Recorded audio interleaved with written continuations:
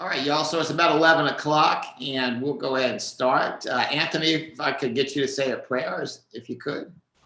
Sure. Let's bow our heads. Father God, we thank you for today. We thank you for the men and women that serve our country and keep us safe, God. We thank you for our agents and our clients, God. We ask that you just continue to bless this company, God, the only way that you know how. We ask that you allow us to continue to be prosperous, allow the message that our speaker today gives, allow it to be clear and concise, God, and allow us to get it, God. We just ask these things in your name. Amen. Amen. Amen. Thank you, Anthony. All right, we'll start off with Joe real quick, just to give us a quick update on the mortgage market and the finances. Yeah. What are we talking about today, Shep? Well, we were talking about inventory rates, everything. All right. So I'm going to hit it to you real quick. Equity market's down about 2%. So that's your stock market, your NASDAQ, your Dow. That's where we're at this morning. Typically, when the equity market sells off, the bond market improves. Investors got to move their money somewhere, right? Today, they haven't been doing that. What that's telling me is investors are moving to cash and cash equivalents. They're taking their money out of the market and holding it in cash, waiting for a dip. They buy the dip, okay? So right now, the good news is for mortgage rates, they've remained relatively the same. They haven't got any worse. They haven't got any better. VA loan, you're still looking at 2.75. Conventional, it's about 3.125. FHA, 2.99. So we're still at incredibly low historic rates. It's good. Good news is these buyers can continue to buy, but prices are going up. So let's talk about that. The average purchase price for the United States has just crested 411,400. In the beginning of 2020, that number was 300,000. And we were in the low 300,000. So now the national average has went above 4. That's a huge jump in 1 year. So I'm kind of running my numbers right now, trying to figure out what Fannie and Freddie are going to do for the max conforming loan amount, because right now that's 548 in the United States today. I'm expecting that number to increase substantially next year, which is going to affect some of my clients from not having to go into that jumbo loan territory.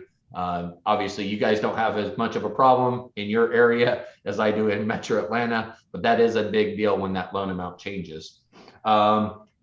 Nationally, conventional loan, 30-year fixed, sitting at 3.125. So like I said, we're at 3.125. It's pretty on tune across the board in the nation right now. Let's talk about this housing bubble. Everybody keeps talking about bubble, right? Google searches increased like 2,000% in the last 30 days on when the house market was going to burst. When is the bubble coming? Me and Shep were talking about it earlier. The reality is, for the last decade, our home builders have not been keeping up with attrition. So they're building less homes than are lost due to fires, earthquakes, hurricanes, floods, tornadoes. And the US population is increasing. So we've got an increasing population, and we're losing more homes than are being built each year. So that's why we're in this housing crisis we're in now. Go ahead, Joe. Okay. So the reality is, right now in the United States, we are short 3.8 million housing units right now. That's how many housing units we need to sustain our population. And it doesn't matter if it's on the buy side or the rent side. Renters are feeling this too. Rents are increasing. There are more people looking for a place to rent, looking for a place to buy than there are homes available. It's going to continue. This year, builders are only going to build about 600,000 homes. So how long is it going to take them not only to fill that gap of 3.8 millions, but create an excess supply out there to get us back to a stable, balanced market of 6 months? I will tell you, minimum 2024. I'm expecting this to run at least until 2024 without some form of major government intervention. This house price is going to continue. In fact, one economist looked at the numbers and he said, Between 2020 and 2024, they're anticipating the average home price to increase by 23%. 23%. I mean, that is huge. So if somebody's sitting by on the sidelines and not in the market right now, think about that. That $200,000 house, if they wait a couple years, now they're looking at, 225 for that same house, or 250 for that same house. I mean, that's a huge deal, and even gets worse when you get in the higher price points. Construction. Here's the reality with construction. Most of the builders right now, we were talking about it earlier too, if you got on early, are adding, one, either they're not taking contracts. Two, if they are taking contracts, they're adding an escalation clause stating that they can increase that sales price based on their cost to acquire materials, because the supply chain shortage, they cannot predict how much that house is going to cost them to build. And the material supply is drastic. So they're adding escalation clauses. Other builders, they're at the point where they'll take a contract. They're not committing. I've got builders in Atlanta that are not bidding to complete a home for 3 years. So you can sign a contract right now. You will not close for 3 years on that home. They're pouring concrete foundations, but won't put sticks up. They pour a concrete foundation, they're stopped. They're waiting for this supply chain shortage to get fixed. We are expecting some relief late summer. Obviously, the new CDC guidance around vaccination and being able to return to the workplace and not needing the social distancing and masks is going to allow the mills to come back online. But the reality is, even if they got all their employers back into the mills today, cutting wood and getting that lumber cut and dried and delivered to the site, we're looking at another 4 or 5 months before they can even start to absorb some of those shortages in the supply chain.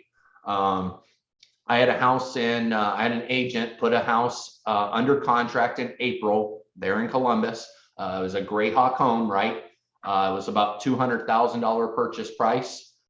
She had another client wanted to buy the next lot right next door, the same exact home. They're spec homes, right? Went back to the builder. They said they had to go back to their engineers to figure out how much that home was going to cost them.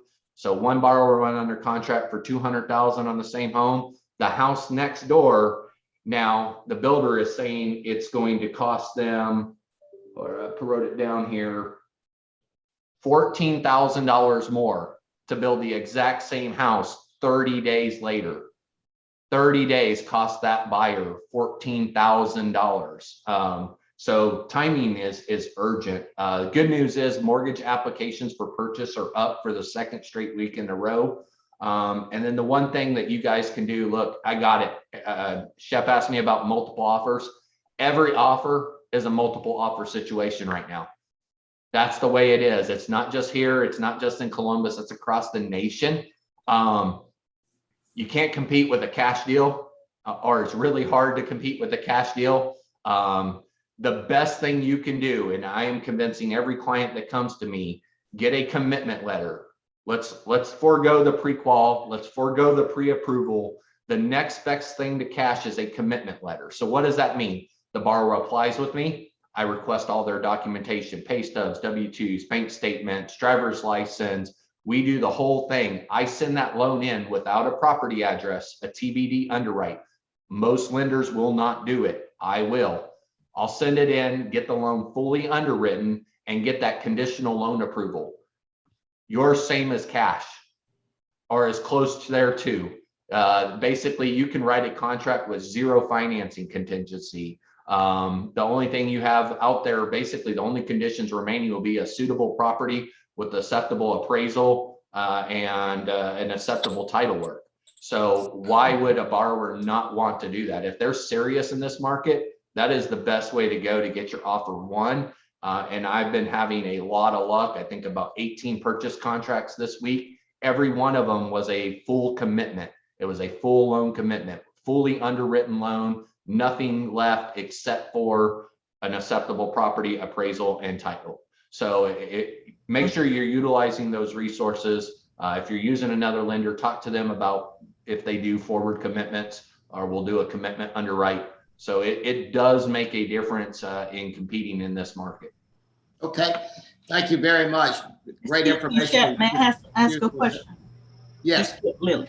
Go ahead. Joe, what's your turnaround time? Because that's the next hurdle we have. So, I mean, And- obviously it's volume based. Yep, volume based. Right now, my underwriter, I have my own private dedicated underwriter. She's turning them out within 24 to 48 hours. Okay. The letters, 24 to 48 hours. And what's the turnaround for the close? Probably 30 to 40 days? Oh, absolutely not. Most of my loans close in 21 days. Okay. Obviously, the biggest thing that holds me up, I could get a loan done in 5 days. The loan piece is done. Appraisal and title, those are the two things I can't control. Title work is the major challenge. My appraisals are running pretty good. I've got an appraisal team. Most of my appraisals are coming back somewhere between 11 and 14 days from the time it's ordered. But title work right now is a major challenge for everyone. Right now, title is taking, in that 17 to 20 days to get title back. Yeah, because we're seeing a lot of no due diligence, no contingencies. But then the problem is, but I can get this cash flow closed in 2 weeks. So, we just have to compare. Deals are winning a lot of times. Yeah. All right, Joe, again, thank you very much. Sam, thank you. I want to introduce quickly before we move on, Greg Quarles. Greg, you're an inspector, correct? And friend of Yes, Alex. sir. Good afternoon or good morning, everybody. Still, I'm Greg Quarles. I'm the owner of Long Range Specs here in Columbus. I'm certified, licensed, and bonded for the state of Georgia. I'm in the process of getting my master license for home inspection, and I'll be taking the test within the next month to be certified for Alabama. I'm certified to do home inspections as well as commercial property, and I'm also irrigation systems, wells, swimming pools. I can do mold and radon testing as well. So flat rate is $300 for a home inspection. If they're over 2,500 square foot, it goes up $25. And if they're over 50 years old, it goes up $25, depending on the square foot. Swimming pools, if I was to just inspect a swimming pool, it'd be about $150. But if I'm doing it with a home inspection, I do it for $75. And any military and first responders, I give them a 10% discount on the home inspection as well.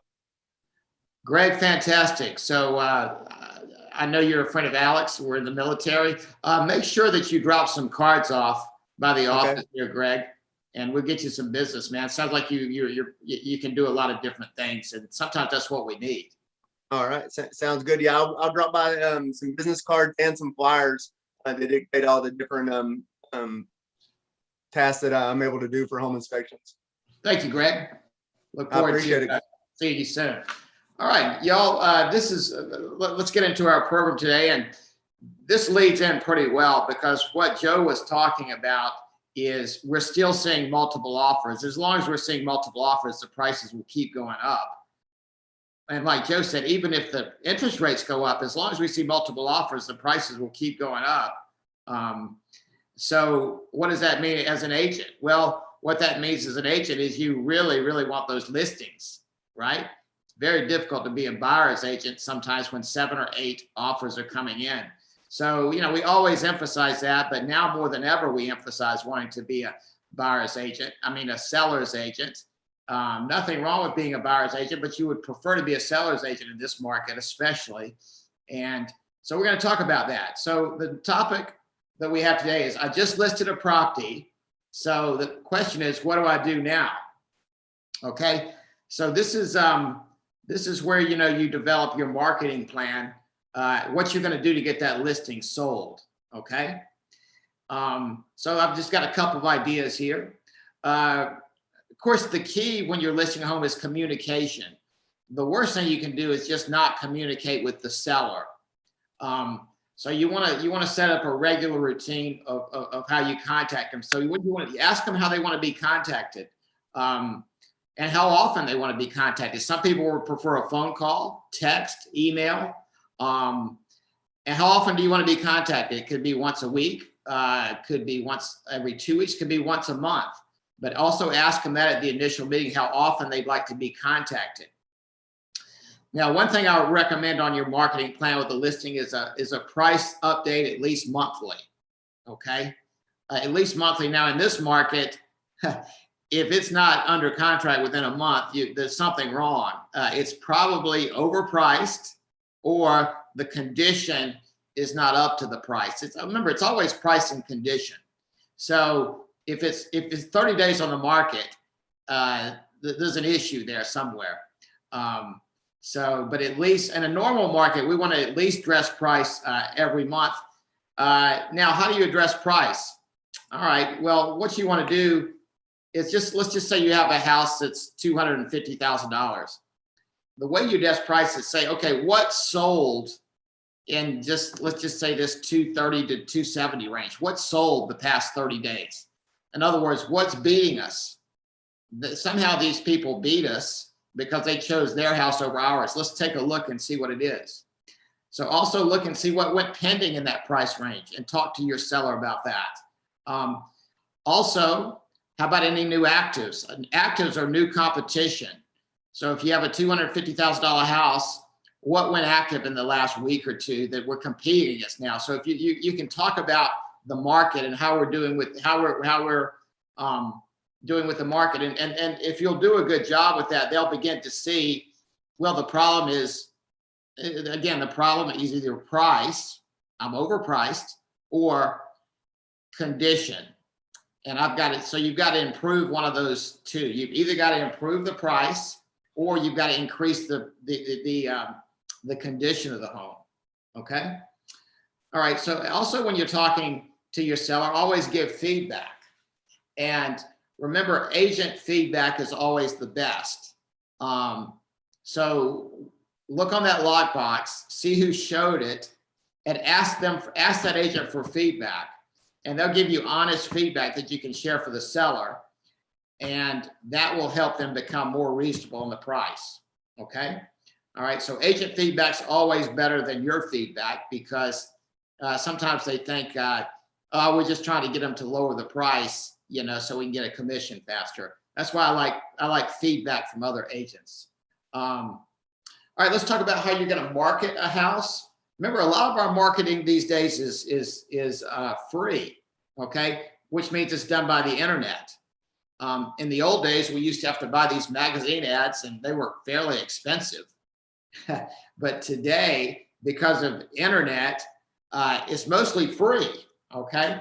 So let's talk about ways you can do that. I'm sure you guys get a lot of email blasts from other agents. Email blasts are a way to get your name and your property out there. When I get those from other agents, I usually take a look at them, kind of see what's going on. So that's one way to do it. Obviously, Facebook, you can advertise your properties on Facebook. That doesn't cost you anything. You can also do public and agent open houses. That's another way that you can get the house out there that's not that expensive. Okay.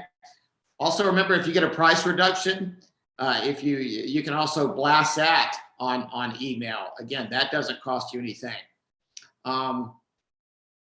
But again, if it's priced right, and again, that gets back to you doing a good CMA, which we've talked about before, it should go under contract quickly in today's market.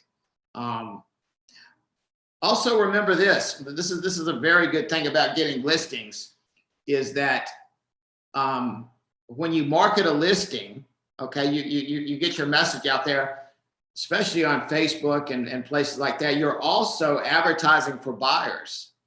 So the best way to get a buyer is to advertise a listing. And remember, unlike when you're working with Zillow, which is not a bad thing, but or OpCity or something like that, you're not having to pay referral fees. So remember, when you get that listing, that it's a great way to get buyers. So it has a double impact. Remember, your seller likes it, the fact that you're getting the message out there about their home, but you're also getting buyers off that listing. So it's got a double impact. Okay. All right. And remember, the Century 21 has some very good tools. remember the golden ruler that we have, and you can set that up to send it to your seller every week or every other week, but it actually tells you how many people are looking at that home on Zillow, how many are looking on Troya, on century21.com. It just kind of shows you how many, it kind of shows your seller that you're actually getting that property out there to be viewed by people, which is going to give it a much better chance of getting multiple offers and hopefully good offers. Okay. Also, remember when you list with Century 21, they will put that listing on 170 plus websites for you. Okay. That's a way to get your message out there. And as you know, they will also, if you've got 7 photos, they will make a YouTube video for you that you can get out there also. All right. Another technique that I think is a good one too is when you get a listing, and your sellers like this also, how about sending postcards to the closest 50 or 100 neighbors? Now, Century 21's got, if you just give them the address of the property, they will do that for you. It's not like you have to sit there and put all those stamps on there. They'll do it for you. And you can do 50 or 100 postcards to the closest neighbors that are just listed. And then when you sell it, you can send out postcards just sold. Again, your seller likes that. But again, if someone sees that you successfully sold it, they may call you and say, hey, I'd like you to list my home. Okay. Now, is there a fee associated with that, Shep? Yes, Anthony, I want to say it's not that expensive. I want to say it's about 25 cents a postcard on 50. So it's only around $100. And they do the, you remember, they will design the postcard for you, and they will do the mailing for you, and they will find out who those closest neighbors are. All you have to do is give them the address. Very effective for them. Again, it's a way to get buyers. It's a way to get sellers. And again, your listing will like that. They like the fact you're doing that. Okay. Hey, Shep. Yes. Hey, under what tools do we find that? If you're going to 21 online under marketing, Herman. Yep. It should be in there. Thank you. Yeah. But you know, I think if when you get those listings, send those postcards out. Again, it's a great way to advertise yourself and the property. Okay. You know, another thing we can, we can talk about is actually staging a home. Something, you can actually do small staging yourself without big furniture. Just put a few accessories in the kitchen or bathroom. That does make a difference. Put a few pictures up. There's also a way to virtually stage a vacant home that's on Century 21 also. So, but again, those are some of the actions you can take to help your home get sold. Okay. So I want to open it up a little bit and talk to some of y'all. What are some things what are some actions you take to get a listing sold? That's part of your marketing plan. Who's got give me some ideas out there. How about you, Lily? Tell me some things you do. Good morning to everyone. How are you doing? I actually just got a new listing, and I have done pretty much just about everything you've said. One of the things that I have concerns about is that the listing is priced in a high range, but the yards do not look up to par for the 350. So I have suggested to them that we work on the landscaping. I make suggestions as well, because if the house sits on the market too long, it's going to start dropping in price for people offers. So I told them that the condition has to be changed. And of course, I put in the price change commitment for 2 weeks at the time that we did the listing. So look, if it doesn't sell in the next week or two in this market, I need you to be prepared to drop this price to this amount. And I already have my estimated sheet ready. And that's then I don't have to argue about it. So one of the other things is I like the idea of the postcards, because I do postcards, and I'm going to go ahead and do it. This is my first one with Century 21, by the way, since I've been back. I'm going to actually do it with the Century 21 postcard deal, and I'm going to do the golden rule too, because that's a big help. I came to this because the tools are so very good. And it keeps you from having to go out and reinvent the wheel. And the other thing about the tools are they're very professional. Yes. But it sets you apart from the competition, I think. And that's another thing I like about the tools, Lily. Yeah, because I had to pay for the video, but see, I forgot about the YouTube video. So I'm going back to do that. Yeah, we got that. Anybody else? Also, preferred client club. That's always been one of my favorite. And you could not only do that for your buyers and sellers, but you can also do the preferred client club with prospect leads as far as people that are looking to sell their home. So it's not just for closed deals, but you could still do the preferred client club on deals that may have not even closed yet, which is a great way. And I know spending money on a deal that you don't have may not be the right thing for some, but I think if you're investing in your business, $58 for 7 years or whatever is not a large amount of money. So I think that the tools are pretty cost effective on 21 Online. So I think that those are great options. But the other thing that I do is I kind of, when there's a listing that I have, I tell the owner, if they're still occupying the house, when they leave, to kind of put on some low playing jazz or some nice music. If it's around Christmas time, you may want to put on holiday music and set the ambiance of the house. And I've learned that does really, really well. In most department stores or the malls, we don't notice that there's soft playing music during the holidays to get you in a great mood to shop and things like that. Well, it does the same thing when you have a listing where you have soft playing jazz music or holiday music. It just makes people feel good when they walk in the house. So that's been a big one that's had a really good effect for me. I like that. Very good. Very good, Anthony. Anybody else got any ideas that they might do to help part of your action plan to get a listing sold? Anybody else out there?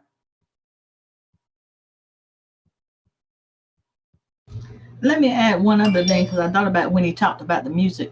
I had music on for an open house, but the other thing is I actually give fresh flowers to my customers after a couple of weeks, because if they don't change the flowers, it looks kind of stale. But the fresh flowers are really good taste for dining room tables. Part of staging, right? A little staging there. Good. Okay. All right, y'all. So remember, but like we've been talking about, you really want to focus on getting those listings now. So what I would suggest you do, also, if you'll go to 21 Online, there's a 21 action steps to get a home sold too. I think you should look at that will give you some ideas that you can present to the seller. This is how I plan to get your home sold. But like we've been talking about, you focus on finding sellers. Again, like we've talked about, 50% of the people you meet are going to be renters, right? The other 50% you meet are going to be, they own a home and they're sellers. So half the people you meet are going to be sellers.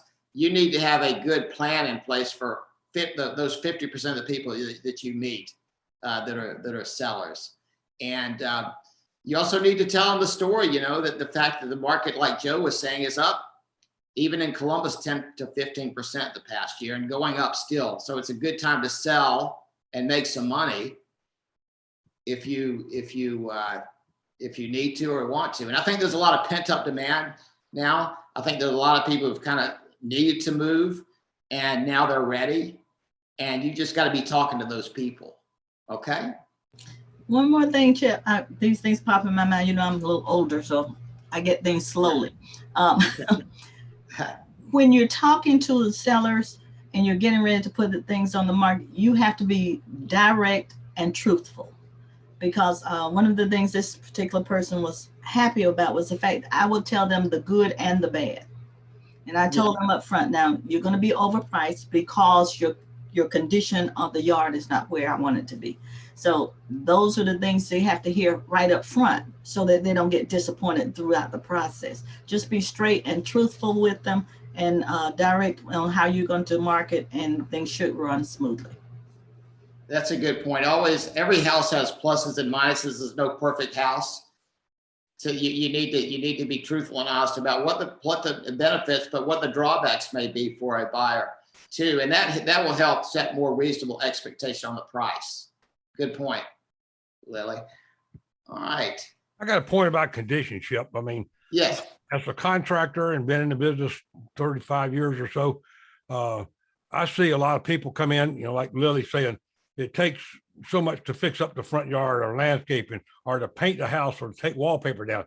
The buyers walk in and they double and triple that amount of cost. They have no idea what it's going to cost to paint that purple room that they hate. It's $200. I mean, when it comes to realistic time, for a paint crew to do. So I mean, they think it's going to cost $2,000. So Yeah. So they just have no concept unless you bring them back to earth that way. So I mean, the thing is, if you're gonna have a piece of property that has deficiencies, list it negative. I mean, lower the price so it covers the deficiencies. That's what I'm getting ready to do on one piece of property that we're gonna put on the market here at the end of the month. So we've been working on for 6 months.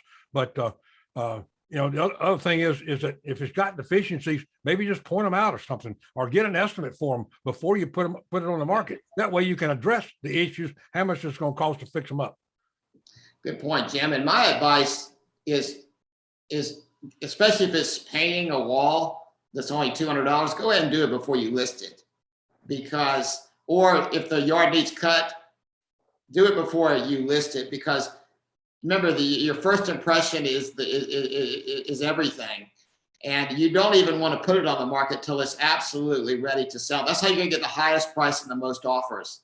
And Jim's right; they're going to discount anything. I don't know about you, Jim. I don't like carpet allowances because I'd rather do the carpet because it just people are going to discount that more than it costs to put the carpet in.